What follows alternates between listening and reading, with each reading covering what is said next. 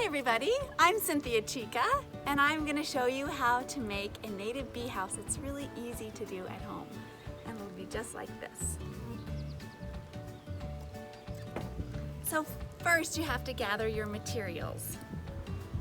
You'll need a container to put your straws in, like this jar. This is an old pickle jar.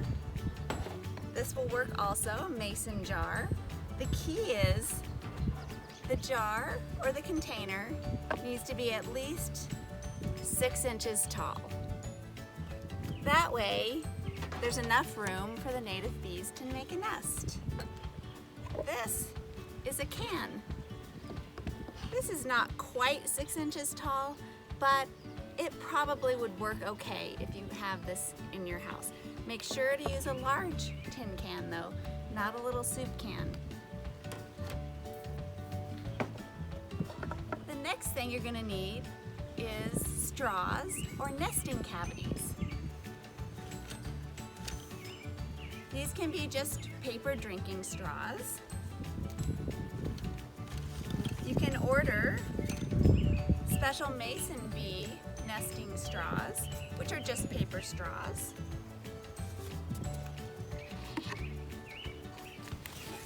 There's a company called Crown Bees.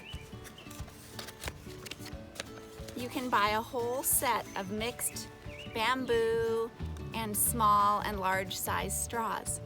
It's good to have different sizes so that you get different types of bees nesting in your bee house.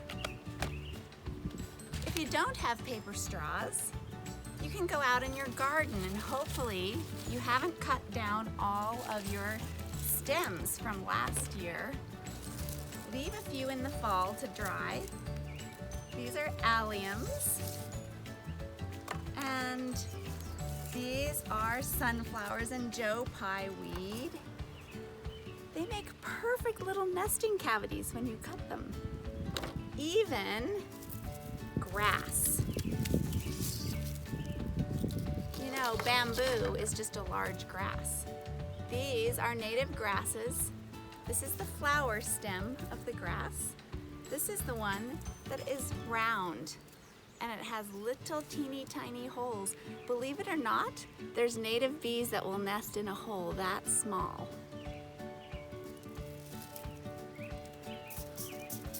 So when you find your nesting cavities, you're going to want to measure them and cut them to be about 6 inches long.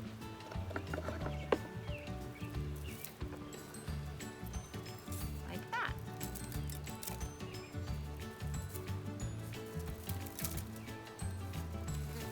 Okay. Next, I have a little bit of clay. You don't need very much. The clay is going to be used to put in the bottom of your container to hold the straws in place, like this.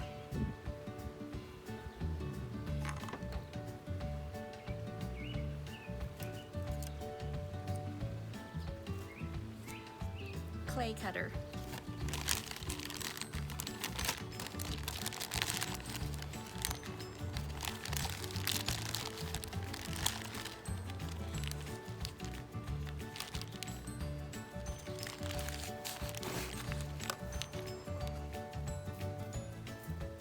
So you don't need very much.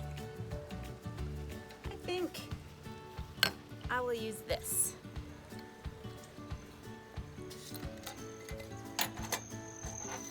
You can put the lid back on if you want. Put my clay in there. Then this is a muddler. Just need something that you can poke in there.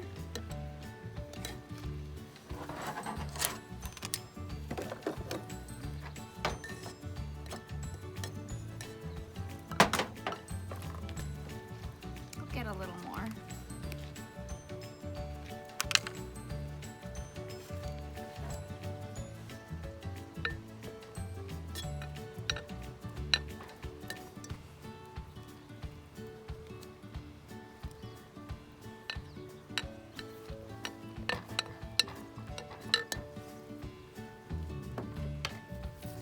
then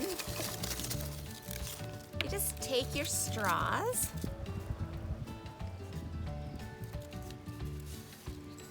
and poke them down in. Don't worry too much about them all being the exact same length. But you want to get some different sizes. These are a little long, so I'll just cut them off.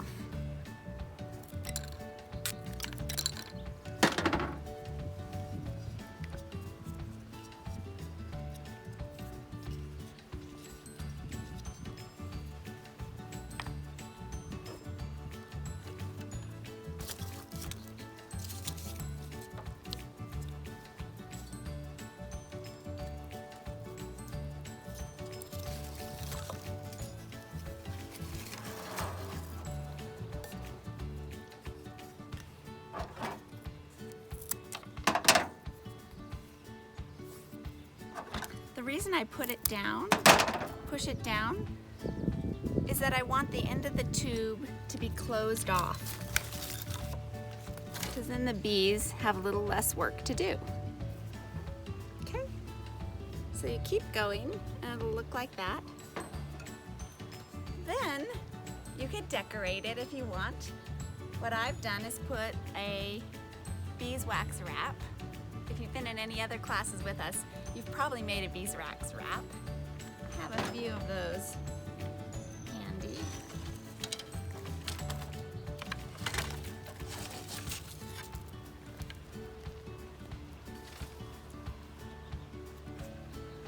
Kind of like this one.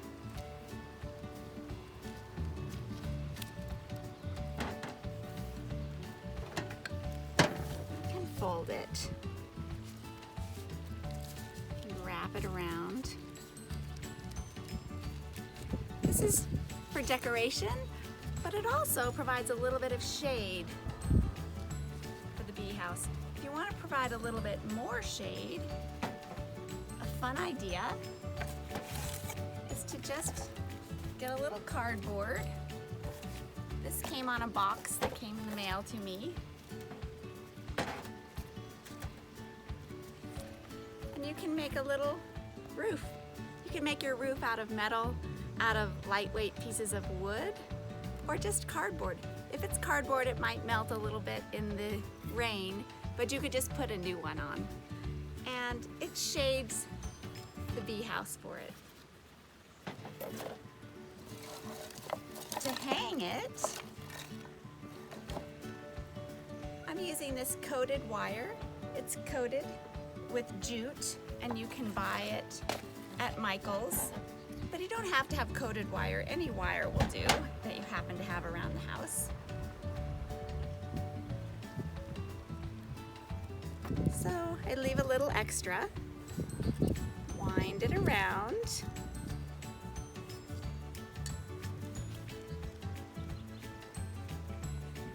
You can wind it around more if you think that looks decorative, but you only really need one.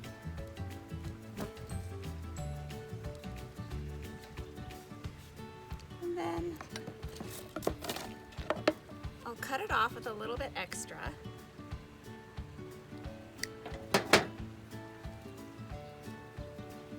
And then twist it tight. And there you can go use this to hang it on a branch. Or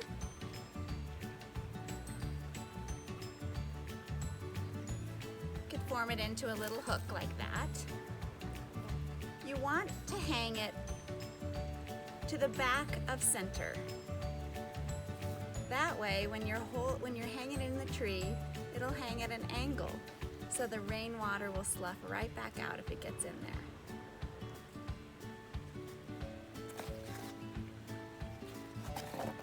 Cut a little hole in the top. You can slide it on, turn it around, and there you have it.